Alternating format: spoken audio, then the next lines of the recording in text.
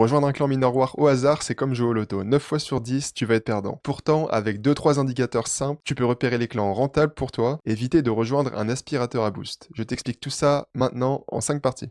En premier lieu, on va comprendre les statistiques qui sont affichées. Ensuite, comparer la puissance et le score. Partie 3, ça va être de lire la part de bloc. En 4, on va prendre l'exemple d'un clan en mineur war. Et la partie 5, ça va être une partie un peu disclaimer au niveau des illusions de la rentabilité. Quand tu regardes les stats d'un clan, tu vois 3 chiffres importants. La part de puissance, ça va être le pourcentage de la puissance totale d'un clan par rapport à la ligue entière. La part de score, c'est ce que représente le clan en moyenne par bloc, en prenant en compte la puissance et les boosts envoyés. Et la part de bloc, c'est le pourcentage réel de blocs gagnés par un clan. Si tu veux savoir quel clan te correspond le mieux, il faut analyser et comparer ces 3 statistiques. Si la part de score est proche de la part de puissance, ça veut dire que le clan booste en moyenne autant que le reste de la ligue. Si la part de score est bien supérieure à la part de puissance, ça veut dire que le clan booste beaucoup. Dans ce cas, les récompenses en BTC seront supérieures à ce qu'un joueur aurait gagné en solo. Mais attention, pour rester dans un clan qui booste beaucoup, il faut savoir aussi envoyer des boosts régulièrement, sinon tu risques de te faire bannir car tu profites sans contribuer. Au contraire, si la part de score est inférieure à la part de puissance, ça veut dire que les membres boostent très peu. Dans ce cas, les gains en BTC seront plus faibles que le solo, mais compensés par plus de récompenses en GMT à chaque bloc trouvé. Donc, si tu veux booster fort, rejoins un clan qui booste fort, avec une part de score supérieure à la part de puissance. Si tu comptes pas trop booster et être assez inactif, rejoins un clan qui booste peu, avec une part de score inférieure à la part de puissance. Si tu fais le contraire, tu vas soit dépenser des boosts dans un clan qui n'en vaut pas la peine et tu risques de perdre des GMT en plus d'une mauvaise récompense en Bitcoin, soit tu risques de te faire bannir pour inactivité dans un clan performant. La part de bloc donne une idée de l'efficacité des boosts. Si la part de bloc est inférieure à la part de score, le clan booste mal, probablement au mauvais moment, ou alors il a été malchanceux durant la dernière semaine. Plus un clan est gros et actif, plus cette donnée est fiable. Pour les petits clans, c'est souvent très variable d'un cycle à l'autre dû à l'instabilité des récompenses. Prenons ce clan comme exemple. Non, pas celui-là, il va bientôt se faire bannir. Voilà, plutôt celui-là. Sa part de puissance est de 8,28%. Sa part de score est de 11,68%. Donc légèrement au-dessus. Ça veut dire que les membres boostent environ pour 40% de leur TH en GMT par semaine. Donc si un membre a 1000 TH, ça veut dire qu'il va booster en moyenne 400 GMT par semaine. Sa part de bloc est de 10,98%, donc un peu plus basse que la part de score. Soit les boosts ne sont pas toujours envoyés au bon moment, ou alors le clan n'a pas été très chanceux la semaine dernière. Quand on regarde l'analyse de ce clan sur le long terme, on voit que son efficacité ne fait que diminuer à mesure que le clan grossit. C'est le problème de plein de gros clans, plus ils sont importants, plus leurs stats